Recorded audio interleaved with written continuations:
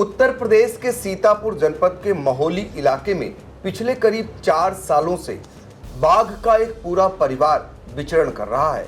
वह आए दिन किसी न किसी मवेशी को निवाला बना रहा है। अब तक कितने मवेशियों को निवाला बनाया उसकी शायद संख्या ठीक से हमारे पास नहीं होगी, लेकिन क्षेत्र के लोगों से अगर पूछें तो सैकड़ा पार हो गई होगी ये संख्या। अंदाजा लगा सकते हैं कि जो बाघ का पूरा परिवार है किस तरीके से मवेशियों पर हमला कर उसे निवाला बनाकर अपना पेट पाल रहा है और आराम से विचरण कर रहा है। लाखों लाख की आबादी भयभीत है, लोगों में डर है। आए दिन किसी न किसी मवेशी को जब बाघ निवाला बनाता है तो ग्रामीण इकट्ठा होते हैं और वन विभाग की टीम भी पहुंचती है। शुरू में कई बार ऐसा देखने को मिला जब वन विभाग नकारती रही कि उनके इलाके में बाघ नहीं है, लेकिन वो ड्रोन में भी कैद हो चुका है, लोगों पर हमला भी कर चुका है और लोग उसके जबड़े से बचकर नई जिंदगी पाए हैं। तो अब इसको नकार नहीं सकते हैं कि बाघ उस इलाके में नहीं है, यानी महोली इलाके में नहीं है। अब ये उठ रहा है सवाल कि आखिर उनकी संख्या क्या है। कोई 3 बता रहा, कोई 4 बता रहा, तो कोई 7 संख्या बता रहा है। आज हम इसी पर चर्चा करेंगे। दरअसल हमारे स्टूडियो में 2 खास मेहमान आप इधर उधर देख रहे होंगे। बाघ से सीधा इनका ताल्लुक है, क्योंकि एक जो बाघ से बचकर आया है, बाघ से संघर्ष करके नया जीवन पाया है, तो दूसरा बाघ से बचाने के लिए लोगों को संघर्ष कर रहे हैं, क्षेत्र में भ्रमण कर रहे हैं और अधिकारियों के लिए यहाँ से जो खबरें हैं वो पहुँचाते हैं और इसको लेकर आए दिन आप देखते होंगे कि क्षेत्र में जाकर जो वन विभाग के लोग हैं उनको सूचित भी करते हैं और उन पर आक्रोशित भी होते हैं कि ये पकड़ा जाना चाहिए, नहीं तो वो आंदोलन के रास्ते पर जाएंगे। तो आप सभी का पहले परिचय करा देते हैं। इधर मेरे ठीक बगल में बैठे मनोज मिश्रा जी हैं, जो उद्योग व्यापार संगठन के प्रदेश उपाध्यक्ष हैं, भारतीय जनता पार्टी के नेता हैं, जिला पंचायत के सदस्य रहे, डायरेक्टर है। तमाम ऐसे पद हैं जो क्षेत्र के लोगों ने इनको चुनने का काम किया, इसीलिए वो क्षेत्र के लोगों के लिए वो आज आगे आते हुए दिखाई दे रहे हैं। तो मनोज जी, आपका बहुत बहुत स्वागत। अब हम हमारे बगल में बैठे वो शख्स हैं नरेश। ये महोली इलाके के जलालपुर गांव पड़ता है, वहां के रहने वाले हैं। पिछले फरवरी माह में जब बाघ गन्ने के खेत में था तो ये खेत पर जा रहे थे, उसी दौरान पीछे से इन पर हमला करता है बाघ और बाघ से इनका काफ़ी देर तक संघर्ष होता है। ग्रामीणों के आ जाने से, शोर मचा देने से बाघ छोड़कर चला जाता है। लंबे समय तक इनका इलाज चलता है। आज आपके सामने है, तो शुरुआत हम नरेश से ही कर लेते हैं कि वो वाकया क्या हुआ था जब बाघ ने आप पर हमला बोला, कहाँ पर बोला था, कहाँ आप जा रहे थे। नरेश जरा बताइए। हम जीरा से खाना ले जा रहे थे, नदी के पास हमारे आलू बहे थे, थोड़ी दूर नदी है समझरा से, तो वहाँ हम जा रहे थे। रोड डेली जाए रहना, सूरज बैठे कुबेरिया अंधेरा हो गया कुछ, तो वहाँ मोड़ है, गलियारा है, तो उस मोड़ पर हम जैसे मुड़े हैं गन्ना से निखरा पीछे से पकड़ लिया। हमने जान नहीं पाया, हमको उठा ले गया गन्ना में, हमारा लेलाहा बंद नहीं, तो वहाँ के ये बर्मा लोग लेलाहा डारन, तो ये लोग गन्ने में फांद पड़े। इन्हीं लोग बचाया हमको। 2 रहे, दो हैं। 2 बाघ आपने देखा था? हाँ, 2 बाघ। तो आपका बाघ से कितनी देर तक आमना सामना हुआ? जब आपके गर्दन पे उसने पीछे से वार किया तो आपको क्या लगा कुछ देर के लिए? कुछ देर 15 मिनट हमारी वही की झंझा झंडे होते हुए हो गई है। गन्ना गिरा रहा है, उसमें हमको छोड़ दिया, बिंदी गया। तले बर्मा लोग आ गए, एक कपड़ा शरीर पर नहीं रखा, पूरी देह नोच दिया। अच्छा, पहले आपके कपड़ों को उसने नोचा कि कपड़े हटा दें, हाँ, उसके बाद वो आपको शिकार बनाया। सब शिकार, पूरी पंजा मारी से पूरी देह में सब खून मैरा निखर गया है। अच्छा, काफी खून बहा था? काफी, पूरी देह में। कोई चोट के निशान तब के हैं? हाँ है। चोट के निशान ये सभी तुम्हारे वही हैं? ये दांत हैं लगे।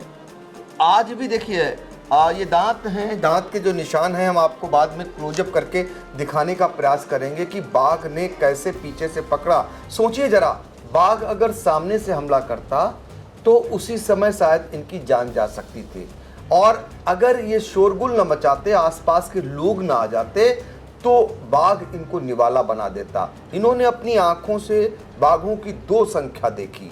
ये आप अंदाज़ा लगा सकते हैं, ये फरवरी 2024 का मामला है जब इन पर बाघ हमला करता है। खेत पर जा रहे होते हैं और 15 मिनट तक इनका संघर्ष होता है। तो ये बताइए नरेश, आपका इलाज कितने दिन तक हॉस्पिटल में चला? वहाँ तो 11 दिन रोके, 11 दिन तक लखनऊ में इलाज चला। हाँ, ये भी बता दें दर्शकों को, पहले इनको महोली में लाया गया, महोली से इनको फिर जिला अस्पताल सीतापुर लाया गया। इनकी गंभीर हालत को देखते हुए इन्हें रेफर कर दिया गया था लखनऊ, और जब ये लखनऊ रेफर हुए तो उसके बाद ये 11 दिन तक इनका इलाज चला, और इलाज के बाद आज आपके सामने हैं। तो बाघ को इन्होंने देखा, 2 संख्या थी, 15 मिनट तक इनका संघर्ष चला, और ये शुक्र रहा कि ये बच निकले, आज आपके सामने हैं। तो बाघ, ये नहीं कहा जा सकता कि महोली इलाके का बाघ इंसानों पर हमला नहीं करता है। तो ये जीती जागती मिसाल है। इससे पहले भी एक हमला हो चुका है, और उस दौरान जो है बाघ से बचकर वो किसान आ गया था, और शुक्र रहा कि वो भी बच गया था। तो ऐसे 2 मामले अब तक सामने आ रहे हैं। हालांकि मवेशियों की संख्या कितनी है इसका अंदाज़ा नहीं लगाया जा सकता है। हर रोज कहीं ना कहीं से खबर आती है कि महोली इलाके में बाघ घरों से मवेशियों को खींच कर ले गया और निवाला बना दिया, सांडों को पकड़ कर खा गया, और नील गायों की संख्या का अंदाज़ा ही नहीं लगा सकते हैं क्योंकि उनकी संख्या पता ही नहीं। इस समय गन्ने की खेती है, आराम से उसके रहने का स्थान है, क्योंकि जो बता रहे हैं कि नदी का किनारा था वो कठिना नदी है। कठिना नदी महोली इलाके में बहती है, और उसी नदी के किनारे किनारे ये माना जा रहा है, वन विभाग के लोग भी बताते हैं कि ये लखीमपुर से चलकर सीतापुर के महोली इलाके में बाघ आया हुआ है। 4 साल हो गए, 4 साल में अभी तक बाघ के पगचिन्ह, बाघ देखे जाने, हमला करने, ड्रोन में कैद होने के सिवाय ना उसे पकड़ा जा सका है और ना ही उसको यहाँ से खदेड़ा जा सका है। जब भी बाघ के हमले की सूचना आती है, मनोज मिश्रा आपको इलाके में भ्रमण करते हुए मिलते हैं। हम ही जानना चाहेंगे कि आपकी जानकारी में अब तक कितने हमले बाघ कर चुका होगा और मवेशियों को कितना निवाला बना चुका होगा। सबसे पहले तो मैं आपको धन्यवाद देना चाहूँगा। वास्तव में महोली क्षेत्र की एक बहुत गंभीर समस्या को आपने अपने चैनल में स्थान दिया। उस समस्या को अधिकारियों तक, शासन तक पहुंचाने के लिए अपने युद्ध स्तर पर आपने जो काम किया है, मैं आपको बधाई देना चाहता हूं। निश्चित तौर पर मेरे उद्गार हैं कि आप निष्पक्ष पत्रकारिता के एक बहुत बड़े जीता जाता उदाहरण हैं। मैं आपको बधाई भी देना चाहता हूं। मुझ जैसे व्यक्ति को आपने अपने स्टूडियो में बुलाकर साक्षात्कार के माध्यम से मेरी बात को भी ऊपर तक पहुंचाने के लिए जो आपने प्रयास किया है, मैं उसके लिए आपको बधाई देना चाहता हूं, आपकी टीम को बधाई देना चाहता हूं। और निश्चित तौर पर आपका चैनल इस समय उत्तर प्रदेश ही नहीं बल्कि मैं तो कहूँगा कि बहुत से मेरे मित्र बाहर भी मिलने वाले हैं, वो लोग भी कई बार फ़ोन करके बताते हैं कि आपके यहाँ जो आई इंडिया चैनल है, हम लोग उसको देखकर अपने सीतापुर, लखीमपुर और अगल बगल की बड़ी छोटी खबरों को जान लेते हैं। बताना ये चाहता हूँ कि सन 2021 में 2020 में सूचना मिली कि बाघ आया है, लेकिन 2020 में कोई हमला हम लोगों को देखने को नहीं मिला। 2021 में कोल्होरा गांव पड़ता है, नदी के किनारे है, वहाँ पर एक जंगल भी बना हुआ है। जंगल बहुत बड़ा जंगल नहीं है, जैसे कहा जाए कोई किलोमीटर जंगल, केवल 5-7 एकड़ का जंगल एक है, जो वन विभाग ने पेड़ वहाँ रखवाए थे ग्राम समाज के माध्यम से, रुस्तम नगर कोल्होरा में। तो वहाँ पर एक बाबा है, रामकिशन महात्मा कहे जाते थे, एक मड़ैया डाल के ऊंचाई पे रहते थे, उनकी गाय पली थी। उस गाय को शेर ने मार दिया। मारने के बाद आप उसकी ताकत का अंदाजा लगा सकते हैं। गाय भी 4 कुंटल से कम की नहीं थी, 4-5 कुंटल की।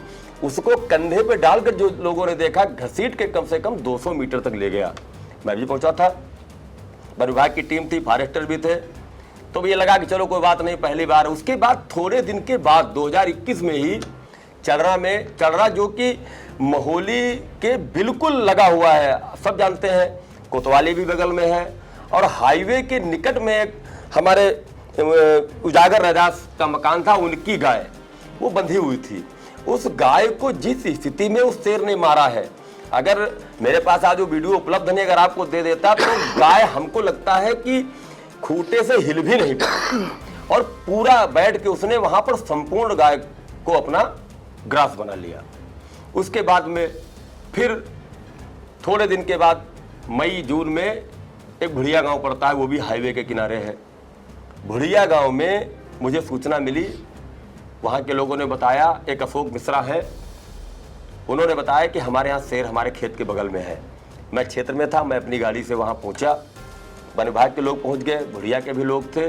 तो वहाँ पर एक बड़े शेर, बाघ बाघिन कुछ भी हो सकता है, और 2 शावकों के निशान वन विभाग की टीम ने भी देखा, हमने अपने मोबाइल में कैद किया था, वहाँ के लोगों ने भी देखा था।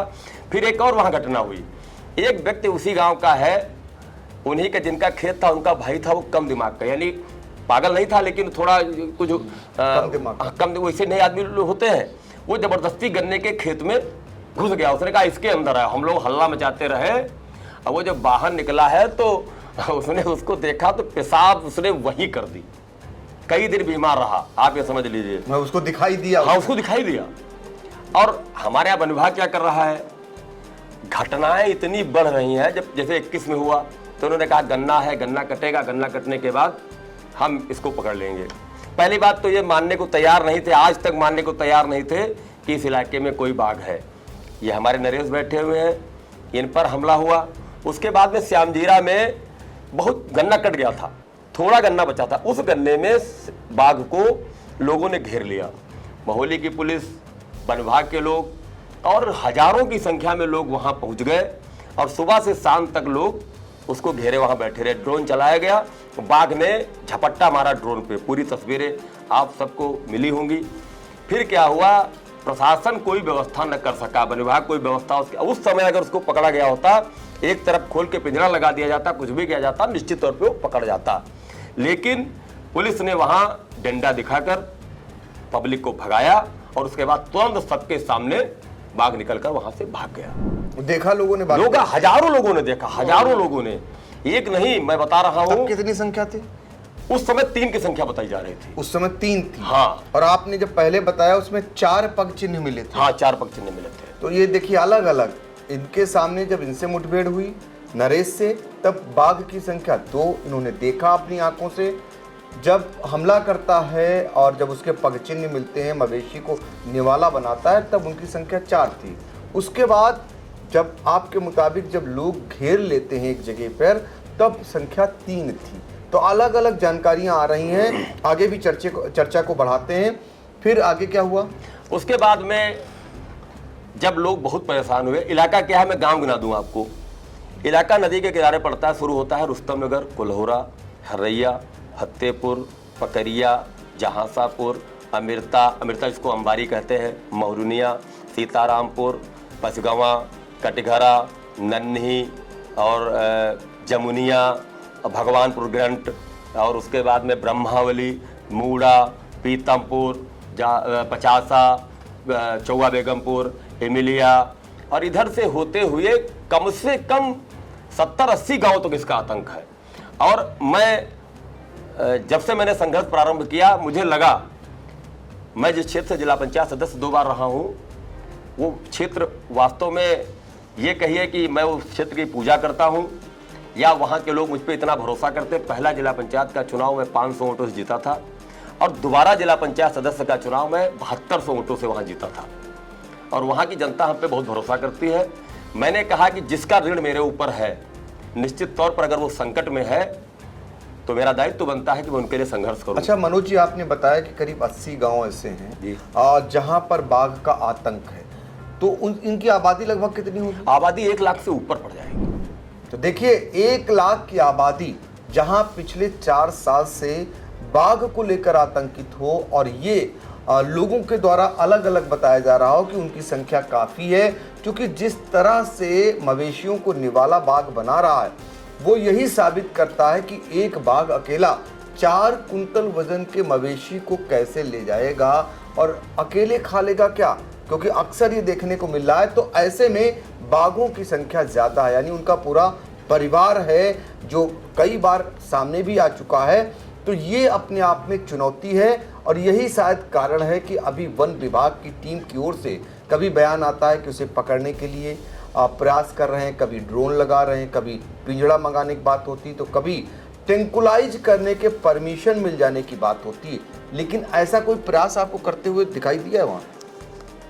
अभी तो ऐसा कोई प्रयास मुझे नहीं मालूम पड़ा, लेकिन अभी जब मैंने ये देखा कि प्रदेश में भारतीय जनता पार्टी की सरकार है और लोकप्रिय मुख्यमंत्री जो कि उत्तर प्रदेश से नहीं बल्कि भारत में अपना एक अलग स्थान बनाया है, महाराज योगी आदित्यनाथ जी, मुझे लगा कि वन विभाग के लोग उनकी छवि को बदनाम करने का काम कर रहे हैं और एक संदेश जनता में भेज रहे हैं कि सरकार कुछ नहीं करना चाहती। जब मुझे ये मालूम हुआ, लोग गए वन विभाग के लोग, मैं क्या करूं, मुझे परमिशन नहीं मिलती और मुझे तो सरकार ने ये कह रखा है, मुझे तो सरकार ने वो कह रखा है। जबकि मैं देखता हूं कि उत्तर प्रदेश के आदरणीय मुख्यमंत्री महाराज जी जनहित के मुद्दे पर कभी भी किसी से कोई समझौता नहीं करते हैं। मुझे लगा मैं भारतीय जनता पार्टी में हूं, मैं उसका कार्यकर्ता हूं और कार्यकर्ता के होने के नाते मुझे जनहित का ये मुद्दा उठाना चाहिए। अच्छा मनोज जी, आपका मुद्दे पे हम भी बात करेंगे क्योंकि आपने पदयात्रा करने का ऐलान किया था, उसके बाद वो पदयात्रा क्यों रुकी और अब आगे का कदम क्या है, ये सब बातें करेंगे आगे चलकर। लेकिन अभी आपने बताया 80 गाँव में बाघ का आतंक है और उसमें से एक गाँव का आपने नाम लिया ब्रह्मावली। ब्रह्मावली के बारे में आपको बता दें, ये गांव दरअसल महोली से भारतीय जनता पार्टी के जो विधायक हैं शशांक त्रिवेदी, उनका अपना गांव है। पिछले दिनों जब शिक्षक दिवस मनाया जा रहा था तो उसी दौरान कस्तूरबा विद्यालय है, वहाँ के बच्चों ने, वहाँ के उन्होंने शिक्षकों ने अपने मोबाइल में भी वो गुर्राहट जो बाघ की होती है, दहाड़ने की, गुर्राने की, उसको कैद किया था। तो महोली विधायक के गांव के आसपास इस तरीके का आतंक बना हुआ है। विधायक जी के कोई प्रयास हुए? नहीं, विधायक जी प्रयास कर रहे हैं। विधायक जी ने अधिकारियों को अपने यहाँ बुलाया भी था, शासन में भी पत्राचार किया है और वो प्रयास कर रहे हैं। निश्चित तौर पर करना भी उनको चाहिए और प्रयास उन्होंने काफ़ी किया है, वो भी लगे हुए हैं। हम लोग भी उन्हीं के अपने हैं तो हम लोग भी साथ में लगे हुए हैं। हम लोग चाहते हैं कि, और जिन लोगों ने, मैं तो स्टूडियो के माध्यम से कहना चाहता हूँ, इस लड़ाई में जिन लोगों ने भी आवाज़ उठाई है, मैं सभी को धन्यवाद देना चाहता हूँ। ये किसी व्यक्ति की लड़ाई नहीं है। इस समय अगर देखा जाए तो हमारे क्षेत्र में पहले ये होता था कि हम लोग बचपन में जाते थे तो अजायब घर में हम लोग बाहर होते थे, शेर बंद होता था पिंजड़े में। आज स्थिति ये है कि शेर घूम रहा है और आम जनता है पिंजड़े में।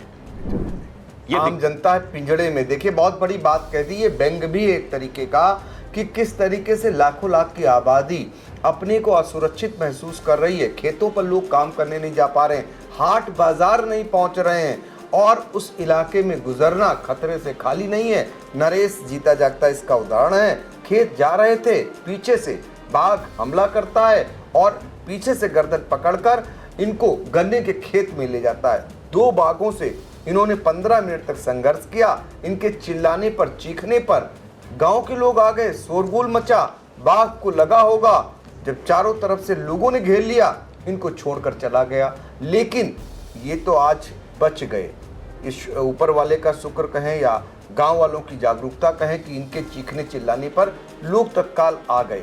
सोचिए जरा उस इलाके के लोगों में क्या कुछ हो रहा होगा। जैसा कि हमने आपको बताया कि शिक्षक दिवस मनाया जा रहा था और स्कूल में बच्चे इकट्ठा थे, तभी बगल में ही बाउंड्री के उस पार बाघ के गुर्राने की आवाज़ आती है।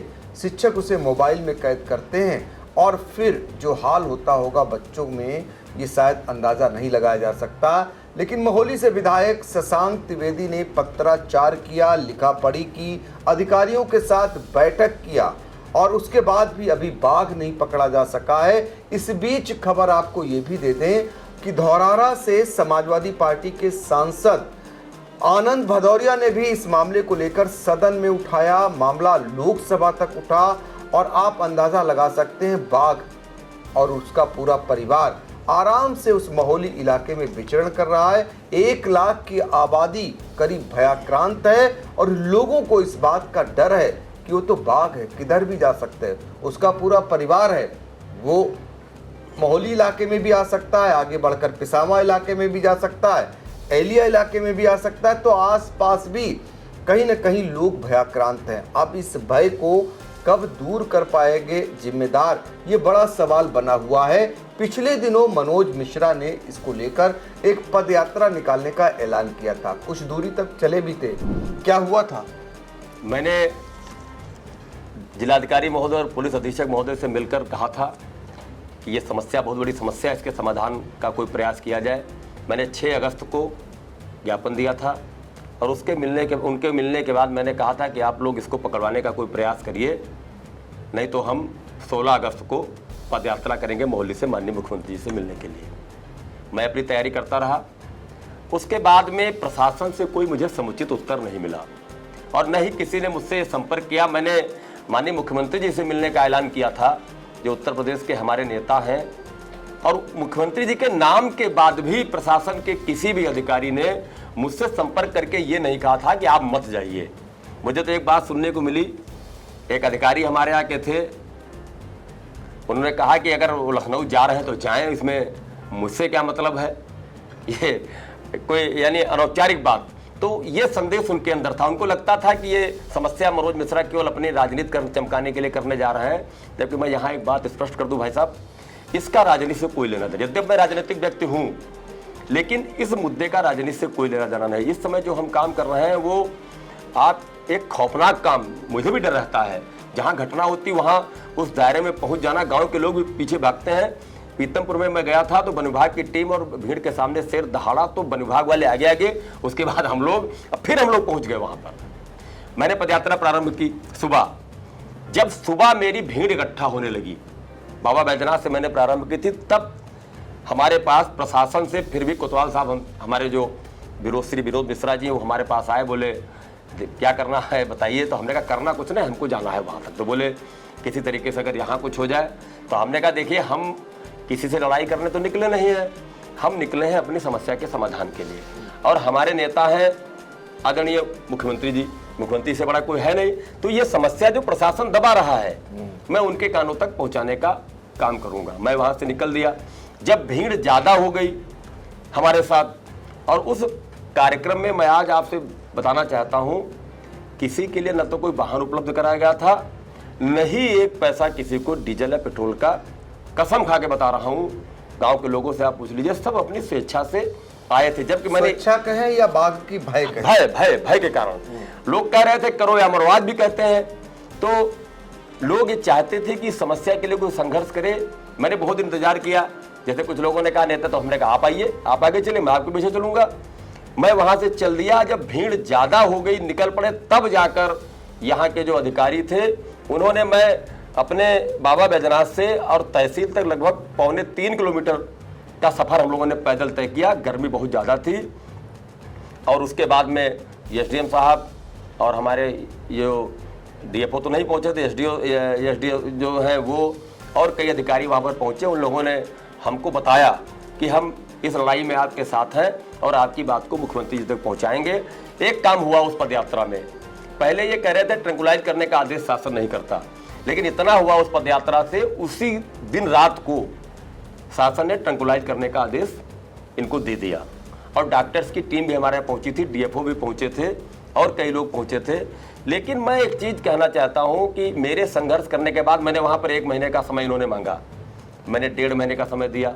मैंने कहा चलिए ठीक है भाई, कोई बाघ ऐसी चीज़ तो है नहीं जिसको आप अभी पकड़ लेंगे, इसके लिए व्यापक रणनीति बनानी पड़ेगी और शासन की अपनी कुछ बंदिशें भी हैं, तो उसके कारण उसको उसी हिसाब से पकड़ा जाएगा। हम लोग अपने क्षेत्र में, हमने एक बात बता दी, आपको बता दें भैया, मैंने लोगों से कह रखा है कि भले ही शेर तुमको मार दे, लेकिन शेर को हानि मत पहुंचाना। ये लोगों को मालूम है। पूरे गांव में हम लोग प्रचार भी करते हैं, हम जाते हैं गांव में, तो केवल ये नहीं करते हैं कि जाकर वहां पर देखें और नेतागिरी करे चले आए। हम लोग गांव में घुस के जाते हैं, गाँव वालों को बताते हैं भैया खेत में मत जाइएगा। और जितने भी प्रकाशन होते हैं जो मुझे जानकारी है, वह गाँव वालों को समझा के आता हूँ। लेकिन एक चीज़ वन विभाग वाले गलत कर रहे हैं, जब भी उनसे बात करो कहते हैं कि मैं जनता को जागरूक करने का काम करता हूँ। भाई साहब एक चीज़ बताइए, कोई बीमारी जैसे कोरोना आया, तो कोरोना आने के पहले सरकार ने जनता को जागरूक करने का काम किया, या कोरोना आने के बाद जागरूक करना? शेर ऐसी चीज़ है, इससे हमको कोई क्यों जागरूक करेगा? हम तो जानते शेर हमको खा जाएगा। किसी खंभे में बिजली की करंट उतर रही है और उसको कोई नहीं देख पा रहा है। उससे अगर जागरूक किया जाए कि हाँ भाई इस खंबा मत छूना, तो ये जागरूकता समझ में आती है।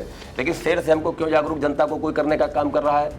दूसरी बात ये, वन विभाग के लोग किसी भी स्तर पर इस बात को अभी तक तो स्वीकारते नहीं थे। वो ये बताते होंगे कि जब भी बाघ आए तो एक साथ समूह बनाकर जाएं, लोग अकेले न जाएं, या ये बताते होंगे कि लाइट जलाएं, उससे बचने के ये तरीके अपनाएं, ये सब बताते होंगे ना? नहीं, बताते तो सब हैं, लेकिन भैया खेती का ऐसा काम है कि किसान एक साथ जा ही नहीं सकता।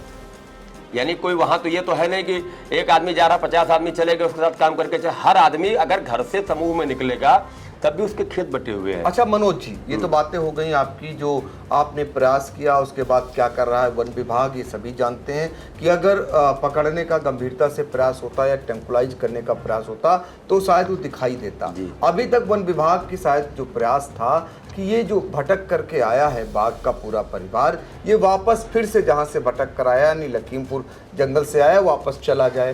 क्योंकि नदी का किनारा मिल गया उसे, और जंगल मिल गया, और फिर उसे गन्ने के खेत मिल गए।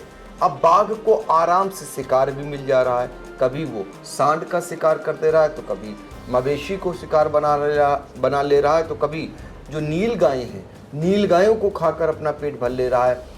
लेकिन सवाल इस बात का है जो आप बता रहे हैं कि हजारों की संख्या में मवेशियों को निवाला बनाया। एक मवेशी ऐसी चीज होती है जिसके सहारे गांव के तमाम लोगों का आज भी जीविकोपार्जन होता है। विपत्ति काल में लोग जब कभी बीमार होते हैं तो एक मवेशी को बेचकर और अपना इलाज करा लेते हैं। लेकिन हजारों की संख्या में मवेशियों को जब निवाला बनाया तो ये भी तो क्षति हो रही है लोगों की। ये बहुत बड़ी क्षति है। अगर गांव में देखा जाए तो गाय भैंस जो है जीविकोपार्जन का काम करते, दूध बेच के आदमी अपना काम करता है। और जैसे बकरी है, ये सब जानवर हैं, जैसे आपने बताया कि बीमार हुआ या कोई समस्या, किसी लड़की की शादी करनी है या कुछ करना है, लड़के का कुछ करना है, तो बेचारे बकरी करीब। आज की स्थिति ये है, मैं बता दे रहा हूँ, कल मैं एक गाँव में कह रहा था, पसगावा गाँव गया था। मैंने कहा था थोड़े दिन के बाद तुम घास काटने वाले ही नहीं रहोगे, क्योंकि तुम्हारे पास कोई जानवर ही नहीं रहेगा, तो घास किसके लिए लेने आओगे। तो इस वास्तव में ग्रामीणों की बहुत बड़ी क्षति इसमें हो रही है, बहुत बड़ी क्षति। बिल्कुल, बहुत बड़ी क्षति हो रही है, मानने में कोई दिक्कत नहीं है। अब ये बताइए, नरेश से जरा बात कर लें, फिर आपसे चर्चा को आगे बढ़ाते हैं। नरेश, हाँ। अब बाघ से एक बार बच गए, उसके बाद हिम्मत जुटा पाए खेत में काम करने की? नहीं साहब, हिम्मत हार गई है, शरीर काम नहीं कर रहा है, चले में परेशानी आ रही है। अच्छा, खाने पीने की तकलीफ है जी। तो वहाँ बताइए किसान कैसे काम कर रहा होगा, उनमें किस प्रकार का डर है? किसान अकेले वहाँ तो जाता नहीं है, अब डर भर गया है। 2, 4, 6 आदमी होते हैं तब गन्ना छोड़ने जाते हैं। तो अभी तो गन्ने की कटाई छुलाई नहीं हो रही है, फिर आने वाला समय है जब गन्ने की कटाई और उसकी छिलाई शुरू हो जाएगी। हाँ। धान की भी कटाई शुरू हो जाएगी, तो उस समय लोग कैसे काट छील पाएंगे? अकेले नहीं जाएंगे, हिम्मत हार गई है, हार छोड़ दिया है, हार पूरा। सब गन्ना बवा है, चौगिरदा सब पूरा गन्ना है। अच्छा, जब सूर्यास्त होता है तो लोगों में किस प्रकार का डर होता है? क्या वो कभी बाहर निकलते हैं, बाजार वगैरह जाने की हिम्मत जुटाते हैं? हाँ, बाजार जाते हैं, 2-4 जने मिलके जाते हैं, रोड पर जाते हैं, वो गन्ने में घुसते नहीं, घास नहीं काटते हैं। इतना बड़ा डर हो गया है, घास भी नहीं काटते? घास भी नहीं काटते। तो मवेशियों को खिलाते क्या हैं? अब खिलाते हैं, चारा बे हैं थोड़े बहुत। देखिए, ये भराते हैं। बिल्कुल आप बहुत बड़ी बात कह रहे हैं, इसलिए चूंकि ये किसान का कलेजा ही है जो बर्दाश्त कर रहा है। एक तरफ बाघ उसके मवेशियों को निवाला बना रहा है, दूसरी तरफ वो अपने मवेशियों को खिलाने के लिए इतना साहस नहीं जुटा पा रहा, या इतना डर रहा है कि वो घास काटने के लिए उस गन्ने के खेत में नहीं जा रहा। करे तो करे क्या, ये समझ में नहीं आ रहा है कि किसान कब तक आखिर सहेगा और कब तक उसकी जिंदगी और मौत की जंग ऐसे ही जारी रहेगी। ये बड़ा सवाल बना हुआ है। अब सवाल इस बात का है कि वन विभाग की टीम आखिर कर क्या रही। मनोज जी, ये बताइए कि वहाँ के आपके जो वन रेंजर थे उनको हटा दिया गया और नए वन क्षेत्राधिकारी सिकंदर सिंह को लाया गया। सिकंदर सिंह के बारे में कहा जाता है कि बाघ के स्पेशलिस्ट हैं, आपकी तो वार्ता होती होगी, क्योंकि हम देखते हैं कि अक्सर आप जब कभी कहीं बाघ का शोर सुनाई देता है तो वन विभाग की टीम जैसे वहाँ मोर्चा संभालती है, वैसे आप भी ग्रामीणों के साथ वहाँ पहुँचते हैं। तो सिकंदर सिंह को आपसे वार्ता हुई होगी, क्या कहना है उनका? कई बार तो हम वन विभाग के पहले पहुंच जाते हैं। हमारी बात सिकंदर सिंह जी से हुई। निश्चित तौर पर मैं तो एक प्रश्न खड़ा करता हूं, मुझे जब वन विभाग के जो अधिकारी हैं, आपके रेंजर हैं, फॉरेस्टर हैं, उनके पास भी कोई उनकी बॉडी प्रोटेक्ट का कोई सिस्टम उनके पास नहीं है। वो बेचारे वर्दी पहन के जाते हैं। मुझे तो उन पर भी बड़ा तरस आता है कि आज शेर जैसे सूचना मिली, ये लोग पहुंच गए, पहुंच के कर क्या सकते हैं। और जो एक मेरे अंदर एक बात प्रकट होती है, पहले जब हमने आंदोलन किया था उसके बाद एकदम इनके ये बराबर जाते थे, जहाँ कोई बात होती थी पहुंच जाते थे। बीच में स्थिति ये आ गई कि सूचना अगर कहीं मिलती थी तो पटरी लेके एक फॉरेस्टर साहब पहुंच के केवल पंजा नाद पे चले आते थे। मैंने कल भी सिकंदर सिंह जी से बात की तो कह रहे थे कि हम लगे हुए हैं और हमारे सामने जो है इसको ट्रंकुलाइज करना है। टीम भी हमारी जो यहाँ की टीम आने वाली थी इस समय वहाँ खीरी में, आपके चैनल के माध्यम से भी ज्ञात हुआ है कि वहाँ खीरी में भी बगल के ही जहाँ ये कार्य चल रहा है बाघ का आतंक, वो भी इसी से सटा हुआ इलाका है। तो मोहम्मदी, हाँ मोहम्मदी और ये आपके सिकंदराबाद जहाँ 5 लोगों को निवाला पे बोले, वहाँ हमारी टीम लगी हुई है और जैसे ही गन्ना कटेगा इसको पकड़ने का काम करूँगा। और एक बात वो कहते ट्रंकुलाइज करने के नियम है कि अगर हम ट्रंकुलाइज करेंगे तो 200 मीटर की एरिया में कहीं पे पानी नहीं भरा होना चाहिए, क्योंकि हम ट्रंकुलाइज करेंगे तो भागेगा, हो सकता पानी जाके। यहाँ बगल में ही नदी है। हाँ बगल में नदी है, लेकिन कई बार ऐसा हुआ जैसे श्यामदीरा में एक सांड को उसने मारा और जहाँ पर मारा था वहाँ वो तिल्ली का खेत था, तिल्ली के खेत में सांड को मार दिया। हम पहुँच गए, हम भी पहुँचे, कैमरा लगाया गया और मैं दावे के साथ कह सकता हूँ कैमरे में उसका पूरा फोटो आया होगा। पिंजरा लगाया गया। पिंजरा लगाने के बाद उस समय अगर ये टीम प्रयास करती उसको ट्रंकुलाइज किया जाता, वहाँ से नदी 300-400 मीटर दूर थी। दूसरी बात, हमने एक बात और इनसे कही है, मैंने कहा जिस शिकार को करने के बाद शेर दोबारा उसी शिकार को करने जाता है तो आप बकरी उकरी बांधना बंद कर दीजिए, बड़ा पिंजरा मंगाइए, उसके किए हुए शिकार को ही उसमें रख दीजिए। हाँ, दोबारा खाने आ जाए, बंद हो जाए। लेकिन इस पे भी अभी कोई, हमने ये भी कल भी बात कही थी, इसके पहले भी बात कही। तो मतलब पिंजरे में कैद करने का भी कोई गंभीरता से प्रयास नहीं हो रहा? नहीं, कोई नहीं। कई बार अभी मूड़ा में जब एक गाय को मारा तो उसके बाद में इन लोगों ने पिंजरा लगाया तो रात को गाँव के लोगों ने मुझसे फोन करके कहा भैया पिंजरे में बकरी ही नहीं है। अब आप बताइए। तो मजाक, ये लोग भी मजाक कर रहे हैं, पता नहीं क्यों, यानी कि किस दबाव में काम कर रहे हैं या क्या, या किसको बदनाम करने का काम कर रहे हैं। ऐसे हालातों में ये सहन शक्ति ही है, लोगों में क्या आक्रोश बढ़ रहा है वहाँ पे? भैया एक अपने क्षेत्र की बात है, हमारा इलाका जो है उस इलाके में 0 भूमि से लेकर 20 बीघे 25 बीघे के ऊपर किसी के पास जमीन नहीं है और 99% लोग वहाँ केवल खेती पर ही निर्भर है। और ऐसे लोग हैं जो जैसे गन्ना हुआ तो गन्ना काट के अपना काम चला रहे हैं, गेहूं हुआ, यानी वो ऋण भी नहीं अदा कर पाते हैं, घरेलू ऋण ले लेते हैं या केसीसी बनवा के अपना काम चलाते हैं। तो वहाँ का व्यापार पूरा, किसान का व्यापार पूरा बंद है। और ये सब बिल्कुल, एक और घटना बताएं आपको, पिछले कई वर्षों में आपने भी देखा होगा धरती के फूल कहे जाते हैं, वो हमारे उसी इलाके में इतना निकलते थे जिसकी कोई सीमा नहीं है। आज की स्थिति ये है कि महोली और अगल बगल के बाजार में पूरा ये सीजन निकल गया, एक भी धरती का फूल बिकने नहीं आया, किसी ने खाया नहीं, क्योंकि वहाँ कोई जाता ही नहीं है। तो वो भी बेचारे गरीब लोग बेच के हजारों रुपये अवसर पैदा कर लेते थे। तो अब मेरा सवाल इसी से जुड़ा हुआ है कि ये बताइए, आप बता रहे हैं कि दहशत है, लोग ये नहीं कर पाए। अब सबसे बड़ा सवाल ये है कि गन्ने की कटाई अभी होनी है, धान की कुटाई होनी है, तो कैसे किसान करेगा काम, ये बड़ा सवाल है कि नहीं? नहीं, ये किसान अगर खेत में जाएगा तो किस गन्ने के खेत में शेर बैठा होगा। अच्छा, एक और चीज़ है, बहुत लोग कहते हैं कि अभी तक उसने यानी इंसानों पे हमला करने की कोशिश नहीं की तो जीता जाता है। उदाहरण आपके सामने बैठे हुए हैं। फिर दूसरी बात, जब सामने आप फंस ही जाएंगे, जैसे वन विभाग के लोग कहते हैं कि अगर कहीं आपको बाघ दिखाई पड़ जाए तो आप सीधे उसकी आंख में आंख मिलाइए, झुकिए मत, खड़े रहिए। क्या किसी की हिम्मत है, अगर सामने बाघ खड़ा होगा 10 मीटर की दूरी पर, 20 मीटर की दूरी पर, तो उसकी हिम्मत है कि आंख से आंख मिलाए और कहते हैं भागो मत? क्या ये कुछ संभव है? दूसरी बात, एक बात बता दूं, मैं भूल गया था, हमारा जो इलाका है उस इलाके में जब ये बाघ जाता है तो अपना एक निशान बना देता है। इलाका अगर उसको पसंद आ गया तो निशान उसने पेड़ों पे अपने निशान बना दिए है, और वो यूरिन भी करता है, जगह जगह यूरिन करके उसने अपना इलाका उसको घोषित कर दिया है। और एक सूचना हमको ये भी मिली है कि वन विभाग ने पत्राचार करके शेर तो नहीं पकड़ पा रहे हैं, इस क्षेत्र को ही टाइगर रिजर्व बनाने की एक कार्य योजना उन्होंने भेज दी है। मैं आपके माध्यम से एक बात कहना चाहता हूं कि हमारा जो इलाका जहां पर बाघ सक्रिय है, बेहद ही घनी आबादी का इलाका है।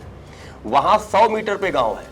आप देख लीजिए, आप तो जानते हैं वहां के बारे में, हर 50 मीटर 100 मीटर पर एक गांव है। अगर ऐसी कोई स्थिति पैदा हुई तो किसान के पास आत्महत्या करने के अतिरिक्त दूसरा कोई रास्ता नहीं। तो आपने बहुत बड़ी बात कह दी कि जिस महोली इलाके में जो बाघ का पूरा परिवार होना बताया जा रहा है, वहां पकड़ने के बजाय वन विभाग ने उसको टाइगर रिजर्व क्षेत्र घोषित कर दिया। हाँ, करने की तैयारी में है, पत्राचार हो चुका। मुझे परफेक्ट जानकारी इसकी है कि, और मैंने कई बार अनाधिकृत रूप से अधिकारियों से वार्ता की तो मौन हो गए, कुछ बोले नहीं। तो देखिए, ये बहुत सारे ऐसे सवाल थे जिनको जानने का प्रयास आई इंडिया ने किया। क्योंकि आप अक्सर देखे होंगे कि अखबारों की सुर्खियों में महोली में बाघ की आमद और उसकी दहशत को लेकर और उसके द्वारा मवेशियों को बनाए जा रहे शिकार को प्रमुखता से पढ़ रहे होंगे, देख रहे होंगे चैनलों पर। तो ऐसे में हमने सोचा कि क्यों ना बाघ से जिनका आमना सामना हुआ हो और जो बाघ को पकड़वाने के लिए पदयात्रा का ऐलान किए हों और बाघ को लेकर आए दिन लोगों के बीच में जाकर वन विभाग के अधिकारियों को वहां पहुंचने के लिए मजबूर करते हों, उन्हीं से बातचीत कर जानने का प्रयास किया जाए कि आखिर बाघ को पकड़ने के लिए क्या वन विभाग गंभीरता से प्रयास कर रहा है या नहीं, और अब तक बाघ कितना नुकसान उस इलाके को पहुंचा चुका है और किसानों की स्थिति क्या है, वो कितनी आबादी है जो भयभीत है। ये तमाम बातों को जानने का प्रयास किया और शायद इस खबर को देखने के बाद जिम्मेदार ज़रूर जागेंगे या यूँ कहिए गंभीरता से प्रयास करेंगे और लाख भर की जो आबादी है उसको, जो 4 साल से दहशत में जीने को मजबूर है, उसको इस दहशत से उबारने का प्रयास करेगी। बाघ के आतंक के खात्मे की दिशा में गंभीरता से प्रयास करेगी। इसी उम्मीद के साथ छोड़ जाते हैं। और हाँ, ये भी हम बातचीत करने का प्रयास करेंगे डीएफओ से, जो तमाम बातें निकलकर इस खबर में आई हैं उनसे भी जानेंगे कि आखिर आपके प्रयास क्या हैं और क्या कुछ कर रहा है वन विभाग। अगले एपिसोड में हम डीएफओ से भी तमाम मुद्दों को लेकर बातचीत करेंगे। फिलहाल आप लोग देखते रहिए आई इंडिया और हमें दीजिए इजाजत। आप सभी का पुनः एक बार बहुत बहुत धन्यवाद।